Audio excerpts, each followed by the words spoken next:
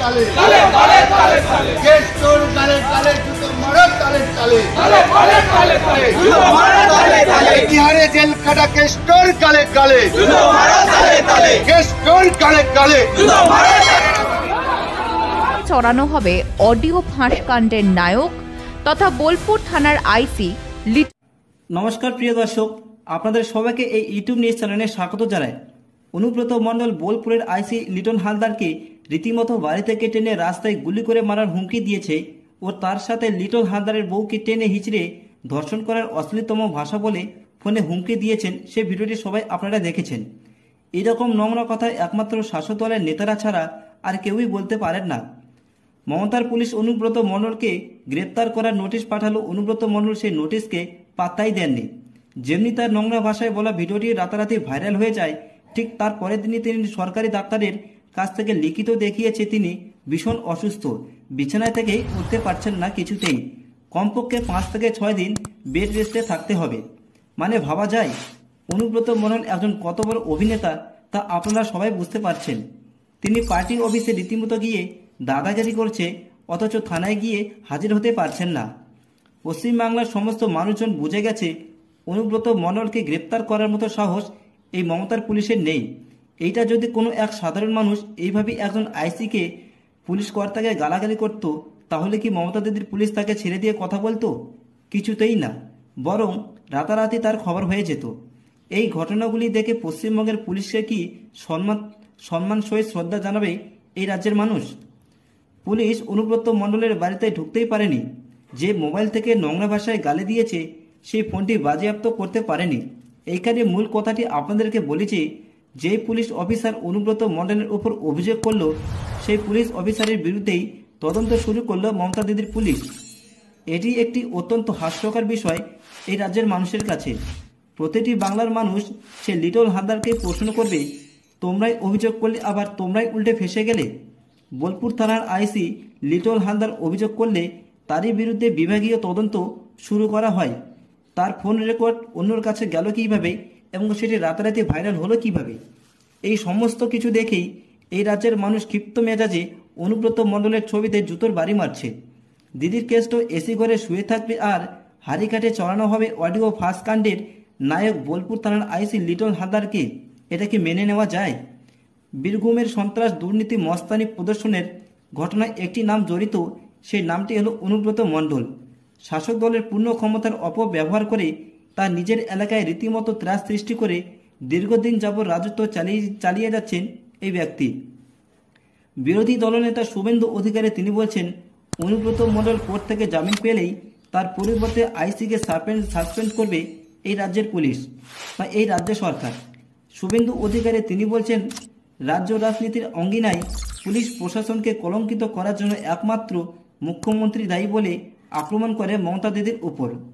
তিনি বলছেন, যতদিন না বাংলার নাগরিক সমাজের মানুষ শাসক দলের পরিবর্তন আনতে পারছে ততদিন ধরে এই লজ্জাজনক এই দৃশ্যগুলি আপনাদেরকে দেখতেই হবে। এরাই আমাদের রাজ্যকে ধ্বংস করে যাচ্ছে। এদের হাত থেকে রক্ষা করতে হবে এই পশ্চিম বাংলাকে। প্রিয় দর্শক, আপনাদের কি মনে হয় বা আপনাদের মূল্যবান মতামত অবশ্যই আমাদের সঙ্গে শেয়ার করবেন এই নিউজ চ্যানেলে। প্রিয় দর্শক, প্রত্যেকদিন টাটকা খবর দেখতে প্লিজ এই চ্যানেলটিকে লাইক, শেয়ার, কমেন্ট এবং সাবস্ক্রাইব অবশ্যই করবেন, যাতে পরবর্তী ভিডিওগুলি আপনাদের কাছে সঙ্গে সঙ্গে পৌঁছে যেতে পারে। প্রিয় দর্শক, দেখতে থাকুন, সঙ্গে থাকুন। দেখা হচ্ছে আপনাদের সঙ্গে পরের খবরে। ধন্যবাদ। সবাইকে এই ইউটিউব নিউজ চ্যানেলে স্বাগত জানাই। অনুব্রত মণ্ডল বোলপুরের আইসি লিটন হালদারকে রীতিমতো বাড়ি থেকে টেনে রাস্তায় গুলি করে মারার হুমকি দিয়েছে ও তার সাথে লিটন হালদারের বউকে টেনে হিচড়ে ধর্ষণ করার অশ্লীলতম ভাষা বলে ফোনে হুমকি দিয়েছেন। সে ভিডিওটি সবাই আপনারা দেখেছেন। এরকম নোংরা কথা একমাত্র শাসক দলের নেতারা ছাড়া আর কেউই বলতে পারেন না। মমতার পুলিশ অনুব্রত মণ্ডলকে গ্রেপ্তার করার নোটিশ পাঠালো। অনুব্রত মণ্ডল সেই নোটিশকে পাত্তাই দেননি। যেমনি তার নোংরা ভাষায় বলা ভিডিওটি রাতারাতি ভাইরাল হয়ে যায়, ঠিক তার পরের দিনই তিনি সরকারি ডাক্তারের কাছ থেকে লিখিত দেখিয়েছে তিনি ভীষণ অসুস্থ, বিছানায় থেকে উঠতে পারছেন না কিছুতেই, কমপক্ষে 5 থেকে 6 দিন বেড রেস্টে থাকতে হবে। মানে ভাবা যায় অনুব্রত মণ্ডল একজন কত বড় অভিনেতা তা আপনারা সবাই বুঝতে পারছেন। তিনি পার্টি অফিসে রীতিমতো গিয়ে দাদাগিরি করছে, অথচ থানায় গিয়ে হাজির হতে পারছেন না। পশ্চিমবাংলার সমস্ত মানুষজন বুঝে গেছে অনুব্রত মণ্ডলকে গ্রেপ্তার করার মতো সাহস এই মমতার পুলিশের নেই। এইটা যদি কোনো এক সাধারণ মানুষ এইভাবে একজন আইসিকে পুলিশ কর্তাকে গালাগালি করত, তাহলে কি মমতা দিদির পুলিশ তাকে ছেড়ে দিয়ে কথা বলতো? কিছুতেই না, বরং রাতারাতি তার খবর হয়ে যেত। এই ঘটনাগুলি দেখে পশ্চিমবঙ্গের পুলিশকে কি সম্মান সহিত শ্রদ্ধা জানাবে এই রাজ্যের মানুষ? পুলিশ অনুব্রত মণ্ডলের বাড়িতে ঢুকতেই পারেনি। যে মোবাইল থেকে নোংরা ভাষায় গালি দিয়েছে সেই ফোনটি বাজেয়াপ্ত করতে পারেনি। এইখানে মূল কথাটি আপনাদেরকে বলেছি, যেই পুলিশ অফিসার অনুব্রত মণ্ডলের উপর অভিযোগ করলো সেই পুলিশ অফিসারের বিরুদ্ধেই তদন্ত শুরু করলো মমতা দিদির পুলিশ। এটি একটি অত্যন্ত হাস্যকর বিষয় এই রাজ্যের মানুষের কাছে। প্রতিটি বাংলার মানুষ সে লিটল হালদারকে প্রশ্ন করবে, তোমরাই অভিযোগ করলে আবার তোমরাই উল্টে ফেসে গেলে। বোলপুর থানার আইসি লিটল হালদার অভিযোগ করলে তারই বিরুদ্ধে বিভাগীয় তদন্ত শুরু করা হয়। তার ফোন রেকর্ড অন্যর কাছে গেল কীভাবে এবং সেটি রাতারাতি ভাইরাল হলো কিভাবে? এই সমস্ত কিছু দেখেই এই রাজ্যের মানুষ ক্ষিপ্ত মেজাজে অনুব্রত মণ্ডলের ছবিতে জুতোর বাড়ি মারছে।